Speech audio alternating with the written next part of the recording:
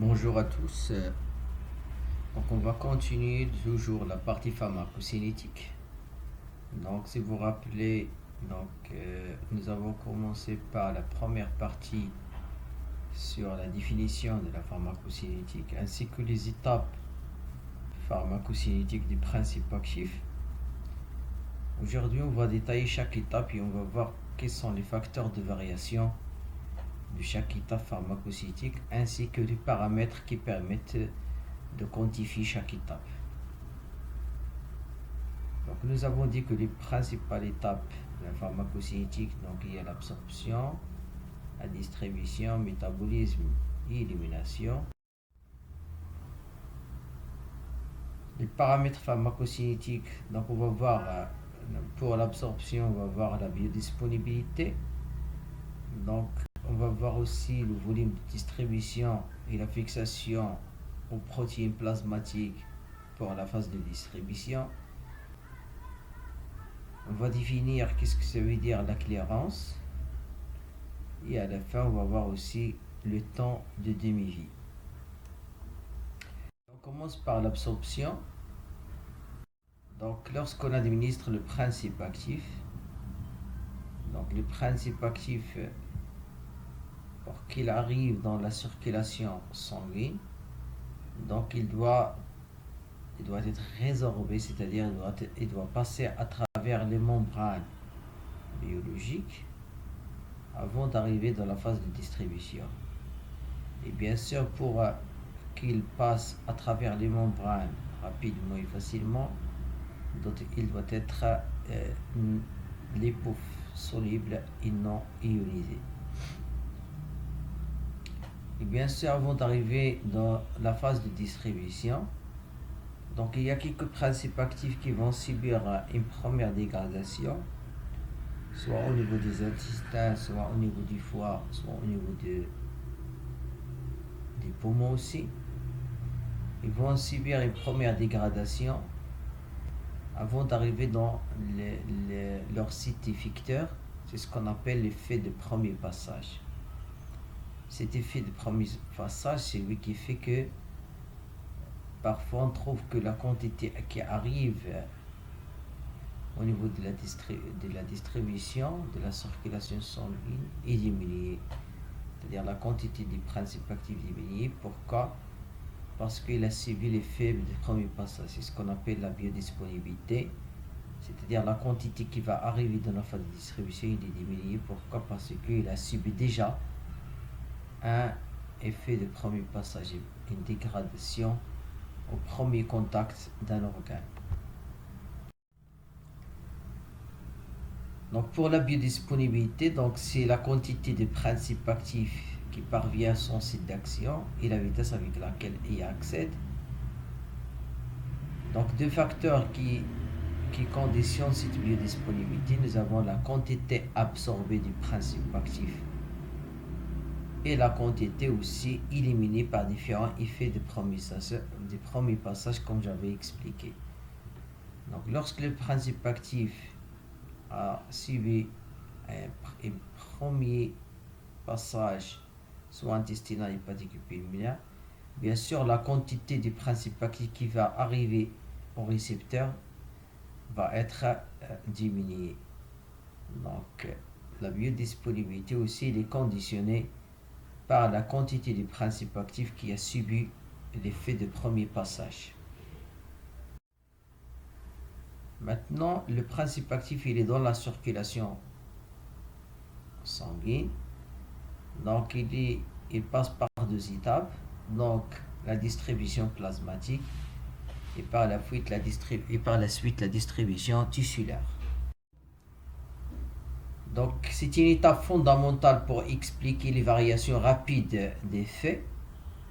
Donc la diffusion des principes actifs des compartiments vasculaires vers son site effecteur ou bien vers son récepteur ou bien vers l'organe sur lequel il va agir. Donc ce qui va donner l'effet recherché. Exemple ici, donc le principe actif qui doit atteindre le cerveau pour donner l'hypnose ou bien pour donner l'effet de sommeil.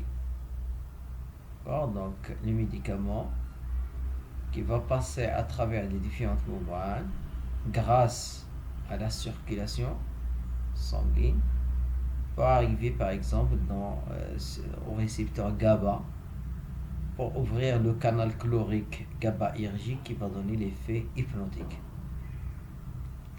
Et ce principe actif et peut aussi se fixer sur d'autres organes, ce qui explique l'apparition des effets secondaires. Et aussi, grâce à cette étape de distribution, le principe actif arrive au niveau rénal et hépatique pour qu'il soit métabolisé et éliminé. Donc les facteurs qui influencent la distribution, ou bien la diffusion, nous avons le poids moléculaire. Donc si vous vous rappelez, nous avons dit que le petit poids moléculaire, c'est parmi les propriétés physico-chimiques qui facilitent le passage du principe actif à travers les membranes. La liposolubilité, plus il est élevé, plus la diffusion est rapide. Donc, par exemple, les hypnotiques, ils ont une grande lipophilie, ils sont très liposolubles, ce qui explique leur passage rapide à travers les membranes, et surtout ici la membrane de la barrière hémato-encéphalique, et aussi la liaison aux protéines. Comme vous savez, donc, lorsque le principe actif arrive au niveau de la circulation, au niveau du plasma, il se fixe aux protéines plasmatiques.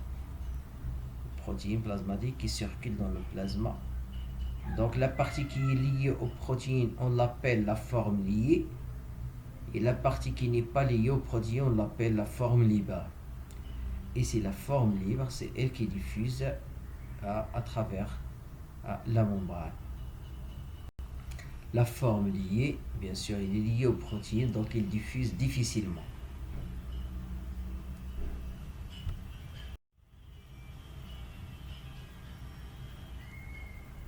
Le dernier facteur, c'est la polarité des médicaments. Est-ce qu'ils sont forme ionisée ou non ionisée? Et toujours, c'est la forme non ionisée qui est liposoluble, c'est elle qui traverse rapidement les membranes lipidiques. Une très bonne diffusion du principe actif. Alors que la forme ionisée qui est hydrosoluble, donc il franchit difficilement les membranes. Donc il y a trois types de ionisation, trois molécules. On classe les molécules selon trois formes, selon leur polarité. Il y a des molécules qui sont toujours ionisées. Exemple, les curares. Ce sont des molécules hydrosolubles. Toujours sous forme ionisée. Elles diffusent mal. Et bien sûr, ils n'ont aucun effet sur le système nerveux central parce qu'ils sont hydrosolubles, donc ils ne vont pas passer à travers la membrane hémoméningique. Les molécules neutres non ionisées, donc ce sont des solvants organiques qui traversent facilement la couche lipidique. Et les molécules dont l'ionisation dépend du pH du milieu. Donc, médicaments basiques, la majorité de formes ionisées, médicaments acides, la majorité de formes non ionisées. Et nous avons dit un médicament basique dans un milieu basique, il est sous forme non ionisée. Un médicament acide dans un milieu acide, il est sous forme non ionisée. Médicament basique dans un milieu acide, il est sous forme ionisée.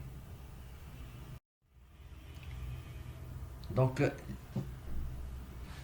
l'utilisation en pratique de ces paramètres, de ces données pharmacocinétiques, vous avez un principe actif acide faible. Donc, lors d'un état de choc, vous avez l'acidose. Donc, un principe actif acide dans un milieu acide, c'est l'augmentation de la forme non ionisée, donc la diffusion rapide du principe actif. Vous avez un principe actif basique dans un milieu qui est basique, un milieu où il y a la jonction de bicarbonate. ce qui va favoriser la forme non ionisée, ce qui va assurer une diffusion rapide. Donc la forme non ionisée, donc il diffuse rapidement à travers les membranes. Donc deuxième paramètre, c'est la liaison protéine plasmatique. Donc il y a deux principales protéines liées au principe actif. Donc il y a l'albumine qui est liée généralement au principe actif acide, exemple les benzodiazépines, les barbituriques, donc qui se lie généralement à l'albumine. Et il y a l'alpha-1 glycoprotéine acide qui est lié généralement au principe actif basique, exemple la lidocaïne, les anesthésiques locaux et sulfentanyl. Ces protéines, ces alpha-glycoprotéines acides, il est diminué chez le nouveau-né. Donc les paramètres qui affectent la liaison protéine plasmatique, nous avons l'affinité. Donc l'affinité, elle est variable selon les principes actifs. Donc si vous avez une affinité qui dépasse 90%, on dit qu'il y a une affinité forte entre le principe actif et les protéines.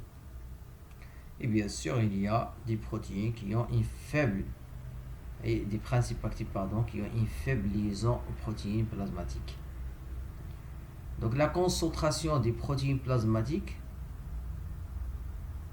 ça explique les variations, elle est expliquée par les variations physiologiques. Donc les variations physiologiques et pathologiques, ils peuvent changer les concentrations des protéines plasmatiques. Je vous donne un exemple. Si vous avez un patient qui est alité en immobilisation, ou bien en cas de traumatisme, brûlure, la grossesse et les cirrhoses, nous allons avoir dans cette situation une diminution des protéines plasmatiques. Très bien. Donc si vous avez une diminution des protéines plasmatiques, c'est-à-dire le principe actif ne va pas se lier aux protéines parce qu'ils ne sont pas là, ils sont diminués. Donc la liaison protéine plasmatique, ça va être diminué. Et la forme libre va être plus grande. Dans ce cas-là, il faut faire attention à la toxicité du principe actif. Donc c'est pour cela, dans ce cas-là, il faut diminuer la dose. Nous avons noté l'augmentation des concentrations plasmatiques dans le cas du syndrome néphrotique et l'anxiété. Donc vous voyez donc l'anxiété, il augmente les concentrations protéines plasmatiques. Donc la forme libre des médicaments, ça va être diminuée, c'est-à-dire la forme active du principe actif va être diminuée. Donc la grande proportion du médicament va être liée aux protéines plasmatiques, ce qui va diminuer l'effet du principe actif. Donc un autre paramètre qui affecte la liaison protéine plasmatique, c'est la compétition entre les médicaments et les produits endogènes. Exemple, le bilirubine. Bilirubine, il a une grande affinité aux protéines plasmatiques, plus que le principe actif. Donc s'il y a la compétition entre médicaments et produits endogènes, bilirubine, donc le bilirubine, il va se fixer sur les protéines plasmatiques et le médicament va être libre dans la circulation, c'est-à-dire la forme libre des médicaments va être grande, ce qui va donner un effet toxique des médicaments. Mais aussi la même chose, la compétition entre les deux médicaments A et B.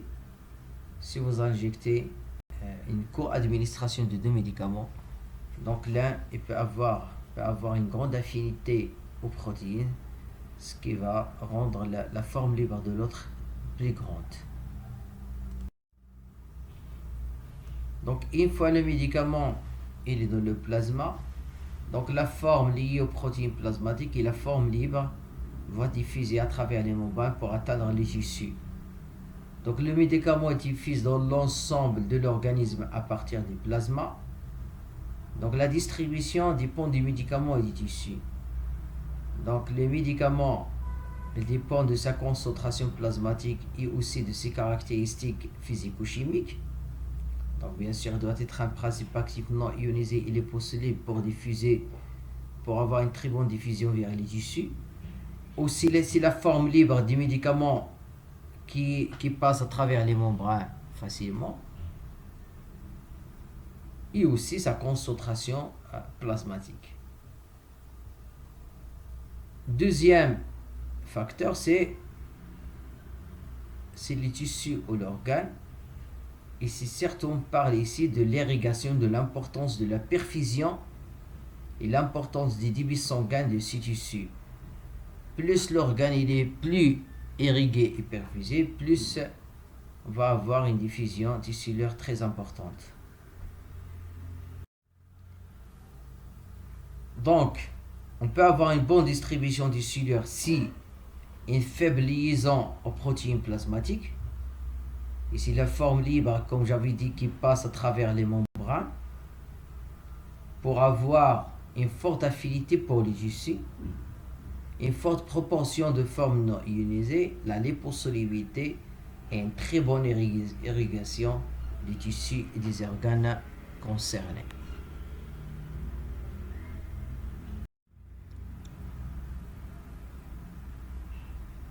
Ici, on va vous présenter la barrière hémato-encéphalique. Et on va voir ici le capillaire de barrière hémato-méningique et la différence avec un capillaire périphérique.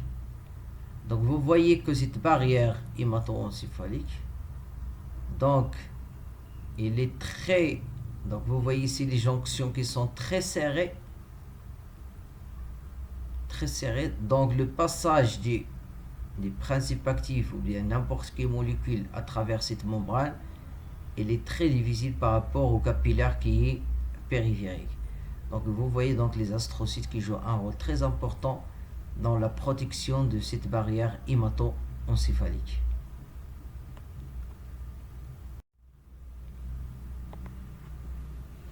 Donc cette distribution peut également être volontairement modifiée donc par l'électroporation. Vous voyez donc les principes actifs à l'extérieur de la membrane. Donc pour faciliter le passage des principes actifs à travers la membrane, donc on envoie des impulsions du champ électrique. Vous voyez donc la membrane il est devenue perméable aux principes actifs. Donc c'est ce qu'on appelle l'électroporation. Donc la distribution par électroporation il est utilisée généralement dans l'électrochimiothérapie. Donc le paramètre qui correspond à cette étape de distribution, donc c'est le volume de distribution, donc qui permet de quantifier la répartition des médicaments dans l'organisme. Plus le volume de distribution est plus grand, plus la répartition des médicaments de l'organisme est très importante. Donc c'est le volume dans lequel devrait être dissous le médicament pour être partout à la même concentration que de le plasma. Donc le volume apparent de distribution, c'est la dose divisée par la concentration du médicament au temps 0. Donc on va voir que le volume de distribution, parfois il dépasse le volume sanguin corporel. C'est pour cela qu'on dit le volume de distribution, c'est un volume fictif. Pourquoi fictif? Parce que parfois il dépasse le volume sanguin corporel. Qui modifie le volume de distribution, nous avons l'insuffisance hépatique avec une diminution de l'albumine aussi. D'accord? Donc la partie liée aux albumines ou bien la proportion du principe actif qui va être lié à l'albumine, ça va être diminué. Donc la forme libre va être augmentée. Et nous avons dit c'est la forme libre qui passe à travers les membranes.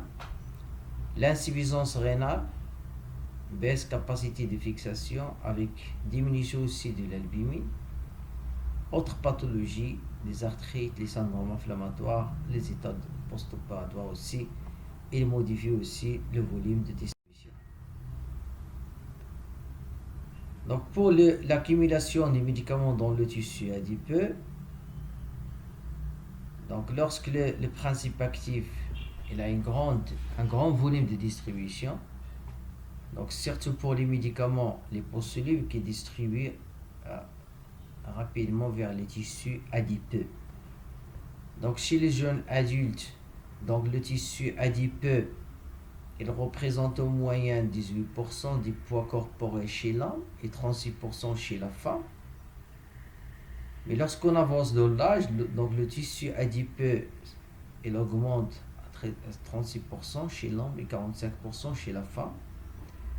On a remarqué chez les personnes âgées des augmentations des durées d'action des médicaments très liposolubles.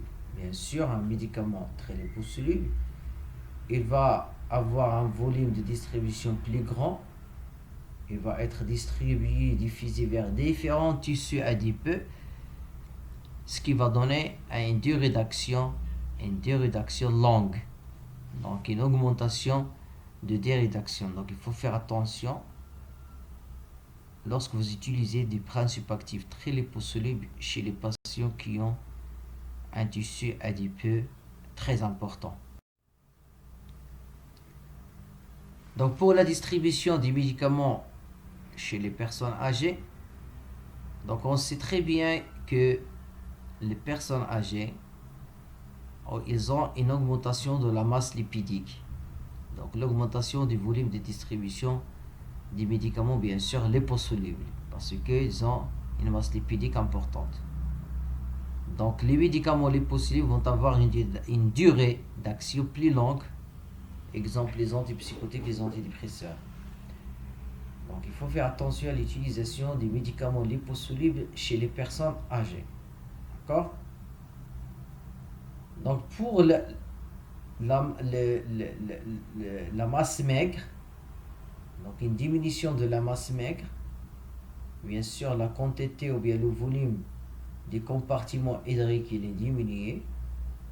Donc ce qui va diminuer le volume de distribution des médicaments qui sont hydrosolubles, avec une augmentation de la concentration plasmatique des médicaments hydrosolubles.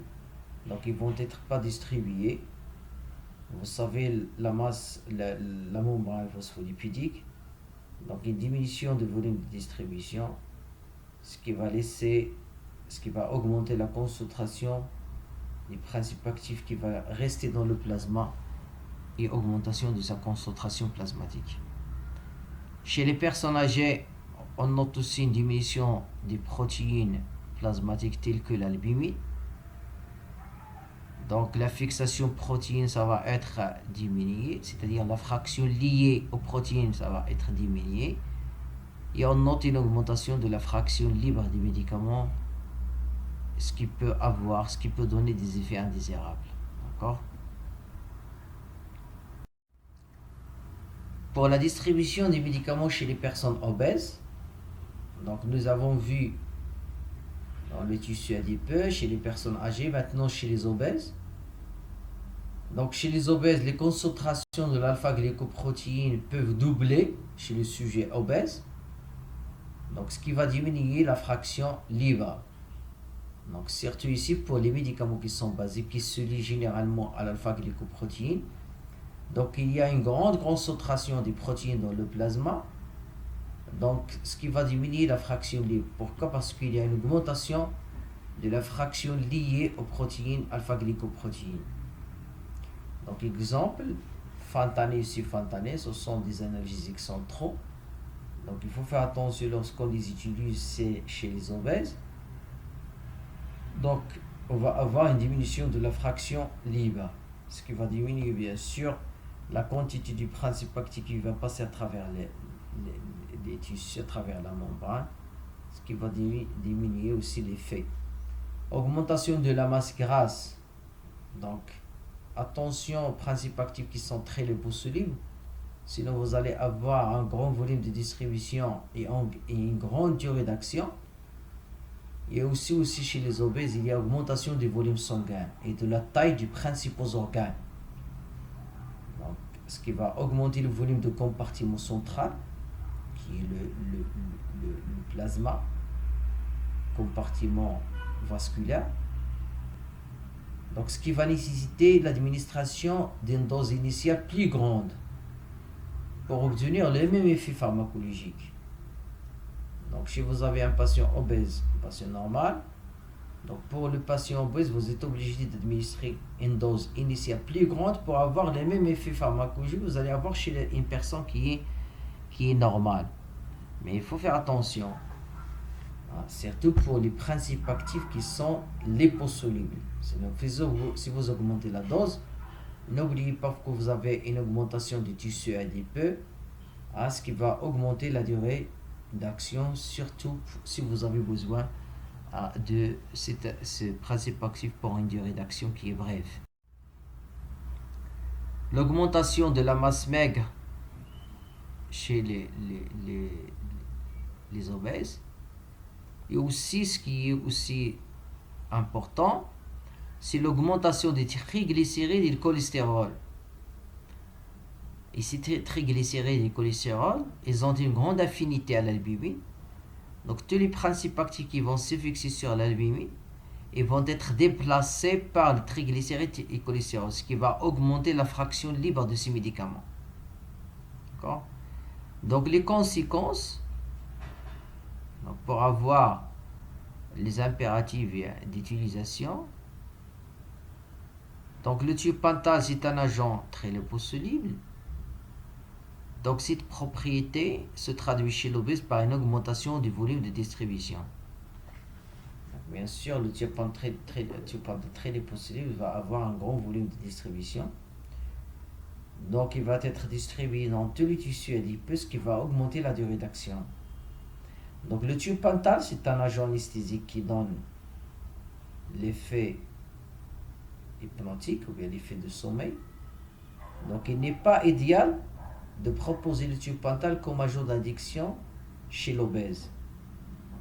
Bien sûr, l'addiction de l'anesthésie, surtout pour des actes de durée relativement brefs. Si vous avez un acte bref, donc il ne faut pas utiliser le thiopental, sinon vous allez avoir une grande durée d'action de ce thiopental. Encore parce qu'il est très liposoluble. Donc on doit choisir, quelle est la conséquence? Donc on doit choisir les molécules qui sont moins lipophiles. Donc la distribution, on va voir la distribution des médicaments chez l'enfant. Donc la distribution des médicaments est en fonction de leur liaison protéique, de la dimension des différents compartiments de l'organisme et du débit sanguin. Si on l'avait déjà vu. Donc la taille de compartiment hydrique et lipidique, il influence bien sûr la distribution des médicaments en fonction est-ce qu'ils sont hydrosolubles ou bien liposolubles. Donc liposolubles, ils vont être distribués généralement dans les milieux ou les compartiments lipidiques. Pour l'hydrosoluble, ils vont diffuser très bonne diffusion dans les compartiments hydriques. Donc pour les principes actifs hydrophiles, hydrosolubles, on note une augmentation du volume de distribution chez le nouveau-né, parce que les compartiments hydriques ils sont très importants chez le nouveau-né. Pour les liposolubles, il y a peu de changements. Une diminution aussi de l'albumine. Donc, pourquoi? Parce qu'il y a plusieurs substances endogènes bilirubines chez le nouveau-né qui vont être liées à l'albumine, ce qui va déplacer les autres principes actifs, ce qui va donner une forme libre des principes actifs augmentés. Et aussi la diminution de la liaison aux protéines, donc chez le nouveau-né, ce qui va être normal vers 1 à 3 ans. Et aussi diminution de l'expression des PGP. Si vous vous rappelez des PGP, ce sont des protéines qui sont responsables de l'extrusion des toxines et des médicaments de la cellule. Donc PGP, ils sont diminués chez le nouveau-né. D'accord, ce qui va donner une grande perméabilité du principe actif chez le nouveau-né et l'enfant. Donc il faut faire attention aux effets des principes actifs et à leur toxicité. Pour la masse grasse, elle représente 15% du nouveau-né et qui augmente de 25% vers 1 an pour diminuer ensuite à 18% vers 10 ans. Donc le volume de distribution de certains médicaments il est donc plus élevé chez l'enfant que chez l'adulte, surtout pour les médicaments qui sont liposolubles. Donc ce qui va nécessiter l'utilisation de doses de charge aux doses unitaires rapportées au poids plus élevé que chez l'adulte. Pourquoi? Parce qu'il y a des principes actifs qui ont un volume de distribution plus élevé chez l'enfant que chez l'adulte. Donc si vous avez bien sûr des questions, n'hésitez pas à les poser dans les commentaires. Donc la modification de la distribution pendant la grossesse, l'augmentation du volume plasmatique commence entre 6 et 8 semaines de gestation pour atteindre un volume maximum de 4,7 litres à 5,2 litres à 32 semaines de gestation. C'est-à-dire il y a une augmentation de 1,2 à 1,6 millilitres par rapport aux femmes non enceintes. Donc l'augmentation de volume de distribution, d'où la diminution des concentrations initiales au maximal, et bien sûr lorsque les médicaments vont être distribués, une très bonne distribution, c'est-à-dire qu'on va avoir une augmentation de la demi-vie d'élimination du médicament. Donc la demi-vie, c'est-à-dire le temps nécessaire pour que la concentration des principes actifs passe à sa moitié.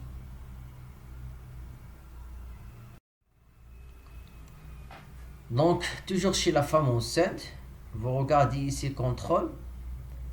Ici c'est le salicylate, c'est un principe actif acide. Ici c'est la fraction libre. Ici c'est la concentration de l'albumine. Donc vous voyez donc lorsque la concentration de l'albumine, c'est-à-dire les protéines qui vont fixer le principe actif acide, donc vous voyez donc la fraction libre qui est diminuée. Pourquoi? Parce que salicylate il est fixé aux protéines plasmatiques. Mais lorsqu'on avance dans la grossesse, vous voyez donc l'albumine qui diminue. Donc lorsque les protéines plasmatiques ils sont diminuées, donc la quantité du principe actif qui va être lié, il va être diminuée, ce qui va augmenter la fraction libre. Et vous voyez donc l'augmentation de fraction libre du principe actif. Donc les condensateurs pratiques, donc il faut diminuer la dose de salicylate utilisée chez la femme enceinte. Donc actuellement, grâce à la nanotechnologie, donc on peut améliorer la distribution par ce qu'on appelle la vectorisation médicamenteuse, c'est-à-dire on oriente directement le principe actif vers la cible. Donc grâce à ce qu'on appelle les liposomes, donc vous regardez ici les liposomes constitués d'une bicouche phospholipidique, le principe actif à l'intérieur des liposomes qui va être orienté directement vers la cible. C'est grâce à la nanotechnologie. Et comme ça, on va diminuer même les effets secondaires. Parce que vous savez que le principe actif il se fixe sur d'autres récepteurs pour donner à d'autres effets secondaires. Exemple, je vous donne l'exemple de l'alopécie, une chute de cheveux, dans le cas de la chimiothérapie. Donc, pour le métabolisme, donc on va s'arrêter dans cette étape. Donc, et on va la présenter dans la prochaine capsule vidéo. Et merci.